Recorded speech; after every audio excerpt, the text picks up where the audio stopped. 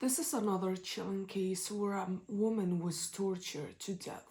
And like we have seen in other cases in this channel, the perpetrators believed that they had erased everything about the crime. But this time, something strange, something cultural happened, and it played a role in unraveling the horrors that happened in this case. Because all that was found of this woman was her head stuffed inside a Hello Kitty mermaid doll.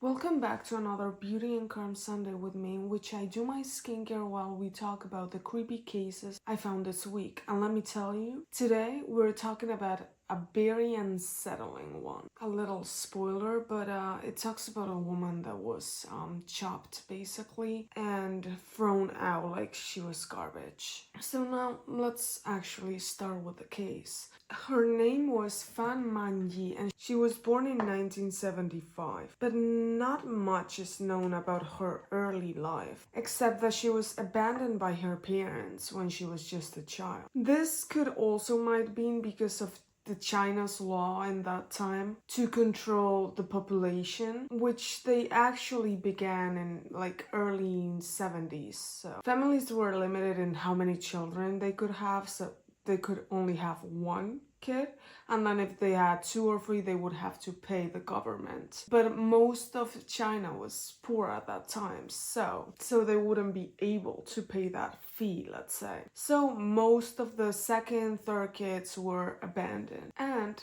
which is tragically what happened in China, most of the families abandoned the daughters so they could try again and have a son, or the other way around. They would have a girl, keep her for a while, then have a son, and then they would abandon the girl even she was 8 already. And that's why now a lot of people have problems, because there is more men in China than girls. So now technically the girls have the say on everything, so they can actually choose. So I guess karma is a bitch. But anyways, Fan ended up in an orphanage in Matawai, a neighborhood in the Yau Mai Tei district of Hong Kong. Her teenage years were kind of rough, honestly. She struggled with drug addiction, and eventually she turned into prostitution to survive. At age 15, she was forced to leave the orphanage, like many girls when they reached a certain age. With nowhere to go, she lived on the streets, using sex work to support herself and feed her addiction at the end. But by the time that she was 21, Fan started working at a hotel called Romance Villa. It was there that she met a man named Chan Man-yuk, one of her actual clients. They married in 1996 and had a child 2 years later. But their relationship was anything but happy. Neighbors frequently called the police due to violent fights that they could hear from their homes. Screams, crashing sounds, those were part of their daily routines. But at one point, Fan Man-yee said, "Enough is enough." She was obviously tired of the abuse, tired of the chaos, and more than anything, she wanted a better life for her son. So she did what many people in toxic relationship dream of doing. She packed up, left her abusive husband, and started fresh. Fan tried to turn her life around. She did quit drugs, left the prostitution, and got a legit job at a karaoke nightclub called Plex Karaoke. The pay, however, not great. Definitely not what she used to get paid on the streets. But she was doing her best, a single mom hustling to give her son an actual future. But life had other plans. In 1999, struggling with bills, she made a desperate decision. A decision to steal a wallet. But she did not just steal a random wallet, no. She stole a wallet from a man called Chan Man-yuk. sound familiar? Yeah, because that was the one before. He used to be one of the clients that she had before. And a small detail, he was also involved in drug trafficking. You know, just the typical average criminal that you just don't want to mess with. Inside the wallet there was 4,000 Hong Kong dollars, which should be around 500 bucks in the US. She turned back the money once she found out that there was so much, but Chan wasn't technically looking for his cash back. He demanded some interest. A lot of it, actually. First, he asked for 10,000 Hong Kong dollars. But some sources say that he later pushed the 10,000 to 16,000 Hong Kong dollars, just in interest. Fan explained that she needed time, obviously, to pay it. And Chan, well, he wasn't exactly the patient guy. So on March 17, 1999, things took a horrifying turn for the worse. Fan Man-yee was kidnapped from her apartment by 3 men and 1 woman. They dragged her into a very grimy flat. One of the kidnappers, Chan Man-yuk. At the time, he was 34 years old, and clearly he had no problems crossing the line. From creepy ex-client to full-on monster, as if this nightmare could not get any worse. The kidnap crew was not just full with just Chan. He recruited 2 other men, Liang Shenzhu and Lao Mingfeng, and shockingly, a 14-year-old girl who was technically the girlfriend at that time of Lao Mingfeng.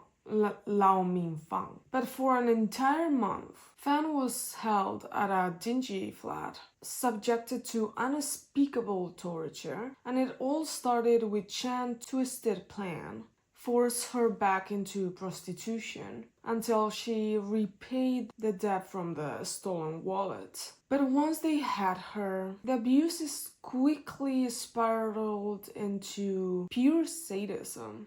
They beat her with metal rods, hung her from the ceiling with a hook, just like a human punch bag. One time she endured around 50 kicks to the head. Then they rubbed the spices into her wounds, as if to mock her of her pain. And the burns, they poured hot wax and molten plastic over her legs and feet, sealing them in agony, so she would be too broken to try to escape. She was also forced to eat human waste, drink urine, and on command forced to grin and say she was enjoying everything, like the worst forced smile challenge ever imaginable. They even closed all the windows in the apartment so no neighbors could hear her screaming. Then shoved cooking oil into her mouth just to see how she would react. Some rumors say that Fan might have been pregnant during those forced assignments with other men, which it kind of makes sense. It's not so shocking to me because if he forced her into prostitution, I do not think that he had the brain cells to make it safe for her. I really don't think so. But the worst thing was that her body started to betray her, let's say. The constant beating, the lack of oxygen to her organs, infections from spice-rubbing wounds. Fan had a massive circulatory shock. Around April 14-15 of 1999, she simply could not oxygenate her body anymore. So a medical collapse known as hypoxemia, leading straight up to cardiac arrest. But the horror did not end up there, because this is kind of similar to Junko Furuta's Japanese case, because they torture her for months, right? And she died, and obviously the perpetrators, so no one would know what they did. When the captors entered the room and they saw her lifeless body on the floor, they went full-on monsters. They dismembered her, boiling her flesh, and stitching her skull into that grotesque Hello Kitty head. The rest of her body, you may ask? They dumped the rest of the body through the window in chopped up pieces. And they threw her out of the window because some neighbor already complained about the stench in that apartment. So what would be a normal thing to do or throw her off the window? And just like that, they left the flat. And the kidnappers melted into basic daily routine like they did before. Neighbors blamed the grotesque smell on garbage and police did not think of it. Until one day, the most grotesque crime, it was unraveled in the most weird way. If you can call it a cultural, clue-driven way. To this day, we don't really know if Fan Man-yee was reported even missing. It could be that the police just assumed, oh, she ran off on her own. You know, troubled past, single mom, former sex worker. She probably just disappeared to start over again. Well, no. Because what police did not see coming was a ghost. Yeah, a ghost. A literal ghost helped the case to be opened again. Remember that 14-year-old girl that was one of the kidnapper's girlfriend? Her name was Lao. And months after the kidnapping, she started to have crazy nightmares. In these dreams, someone kept whispering to her, "Give me my money back." Lao was very convinced Fan Man-yee's ghost was haunting her in her nightmares. Like straight up something from a horror movie. Terrified, Law confessed everything to her social worker, and honestly, shout out to that woman. Because instead of brushing it off like it was guilt or imagination, she listened and she believed her. And she obviously convinced Law to go to the police. So on May 24, 1999, the youngest member of this terrifying group walked into the Yao Mai Te police station and spilled the tea. 2 days later, she led investigators straight to the crime scene, but she was so scared she didn't even want to go inside. So she just stood outside and she pointed in. That one, that's the apartment. When detectives went in, what they found was likely out of a horror-themed escape room, but much worse, I would say. In the hallway, leaning casually against the wall, was the horrifying Hello Kitty doll. Lao had told them her head is inside it. So forensics opened it up, and yep, there it was, Fan Man-yee's head inside the doll. And get this, even though they had boiled the head, they didn't really do it right. There was still blood inside. So around the apartment they found filthy pots. Very filthy and reeking pots. Once probably used to boil the body parts on the head of Fan Man-yee. But all that they could actually recover was the skull, one tooth, and a few organs. They also collected some less than homey decor. A doorless fridge, a bloody hammer, and a ceramic cooking pot that it had clearly been used for something more. That was it. The so-called perfect crime, you might think? Well, no, because now they're busted. Thanks to a nightmare and a guilty conscience. Once the investigators had the skull, the next question was, is it really Fan Man-yee? To confirm it, the forensic team used an image overlay. Basically, they took photos of Fan Man-yee and digitally tried to match it with her head. The result was a perfect match. This horrifying Hello Kitty discovery was really Fan Man-yee. Meanwhile, the 14-year-old who had nightmares about it was offered full immunity in exchange of testifying and spilling everything she knew. The deal opened the floodgates. So just 3 days after her confession, that deal, on May 27, 1999, police arrested Fan Man-yee at his home.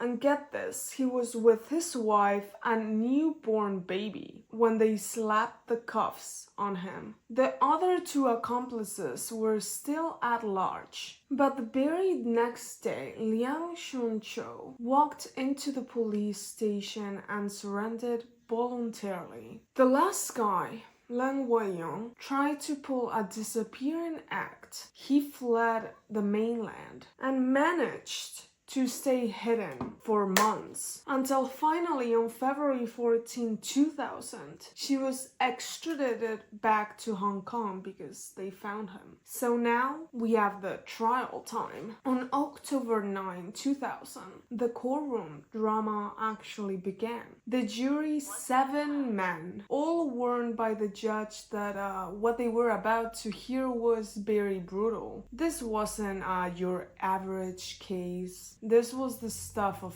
nightmares. So the prosecutor went in very hard. They argued that the level of cruelty, the dismemberment, and boiling, the disposal of her body also, was beyond anything imaginable. That this wasn't just murder, this was straight up sadism. Now, only the 3 men were in trial. Lau, as we said, she had immunity. But the charges of these 3 men, murder, illegal imprisonment, and preventing of the proper burial of a body. And that last one might seem minor, but in many Asian cultures, denying someone a proper burial is a huge spiritual offense. Without the right rituals, it's believed the soul may wander restless in the world of the living, possibly explaining why Law was haunted by her ghost. Even with just a skull, a tooth, and a few organs, the prosecution proved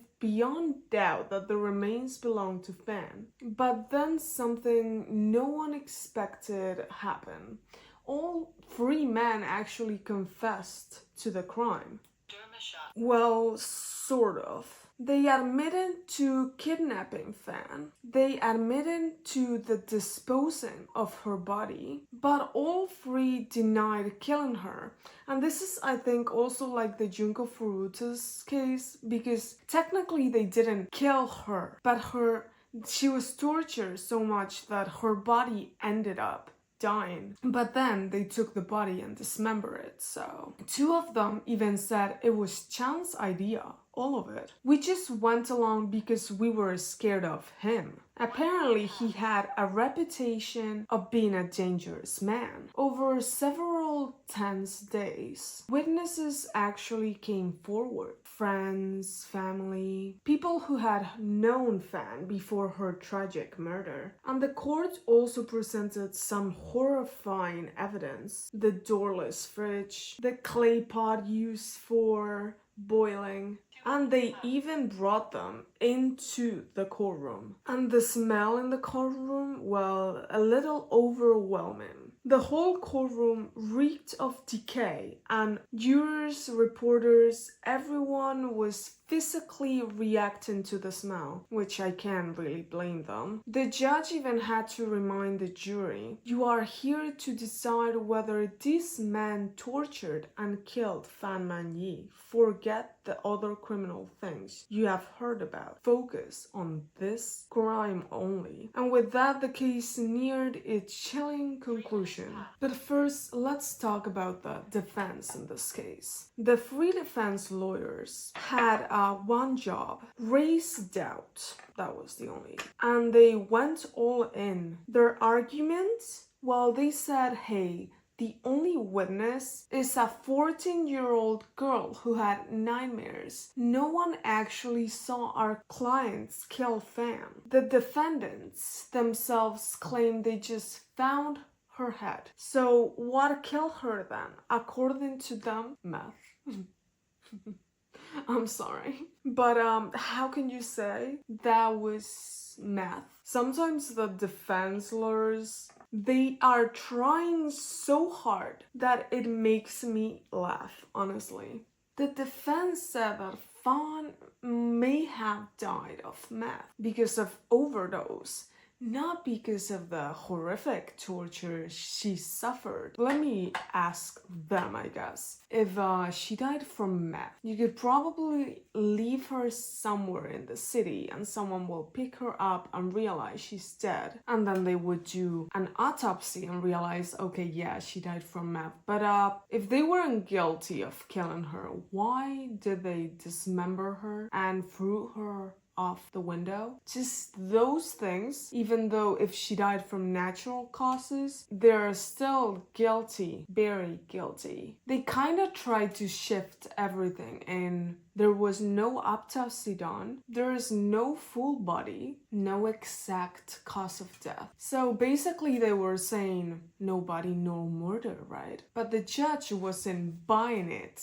easily. And thank God. This case was so complex and disturbing that the judge had to write over 12 pages of guidance for the jury just to help them make sense of it all, because you know that jury usually are just normal people. So he had to write all those pages to make them understand what was happening. So finally, on December 6, 2000, the verdict was in.